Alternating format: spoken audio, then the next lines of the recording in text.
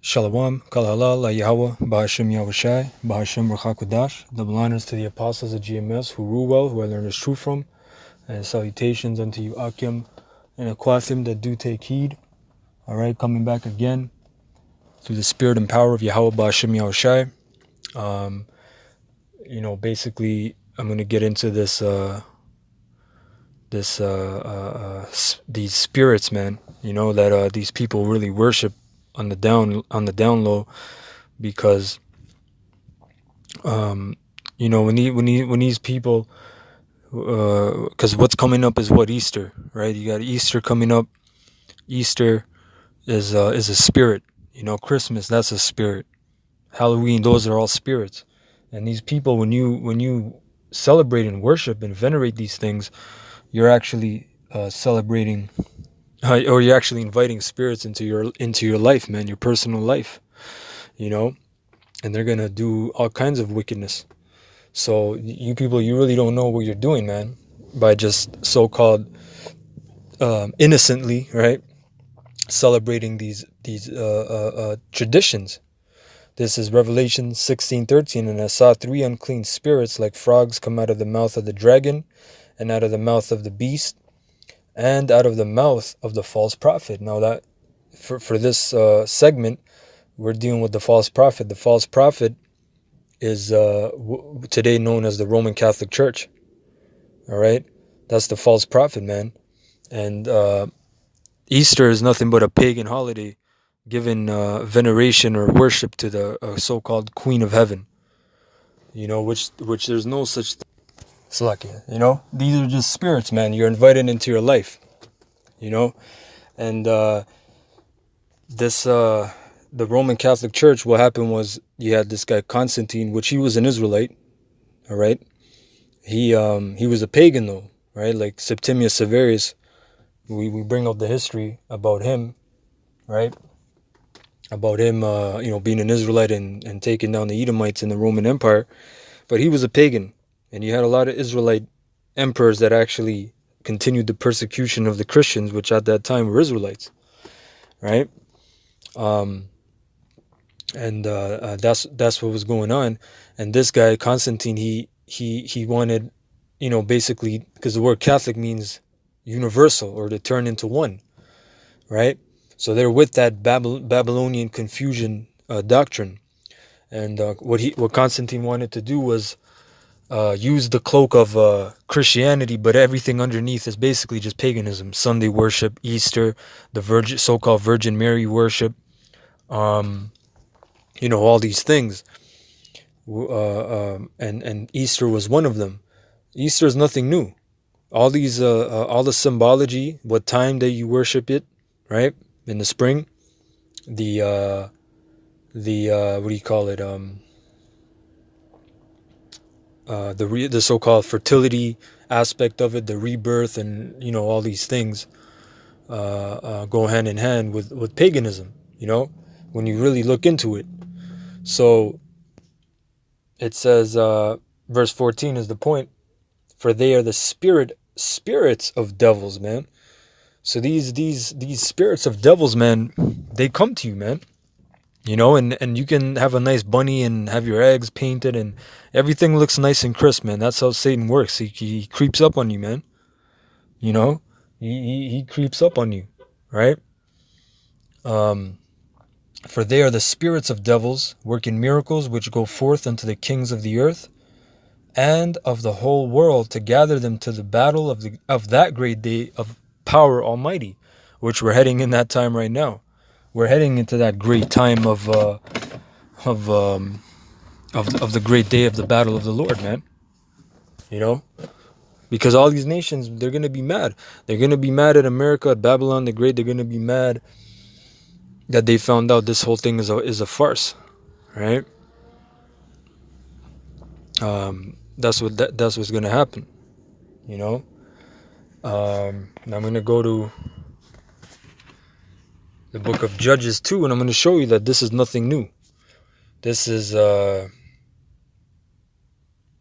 Judges 2:11. And the children of Israel did evil in the sight of the Lord Yahweh, and served Balaam, and they forsook the Lord Yahweh, power of their fathers, which brought them out of the land of Egypt, and followed other gods, of the gods of the people that were round about them, and provoked the Lord Yahweh to anger, and Salakia, and bowed themselves unto them, and provoked the Lord Yahweh to anger, and they forsook the Lord Yahweh, and served Baal and Ashtoreth. See? So the word Easter, when you look up the word Easter, it goes back to Ishtar, or Ashtar, right? Various civilizations had different names, but basically it all goes back to Semiramis, the worship of the Queen of Heaven, right? Which was Nimrod's wife, right? It all goes back to that. Now, when you look up this word Ashtoreth, it goes back to Ishtar, or that's just another way of saying Ishtar, Ashtoreth. That's where you get your word Easter from, right? So you see, these things are nothing new, man. Now, a thing that people bug out on is when you go to the book of Acts, because the word Easter is found in the scriptures. It says, Acts 12 and 3, and because he saw it pleased the Jews, he proceeded further to take Peter also. Then were the days of unleavened bread. What are the days of unleavened bread?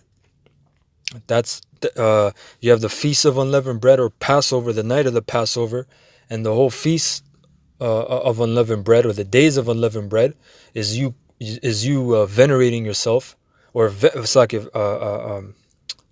praising the Lord, right? That He passed over the Israelites and did not harm their firstborns, right? But harmed the Egyptians, and you do not eat anything with yeast.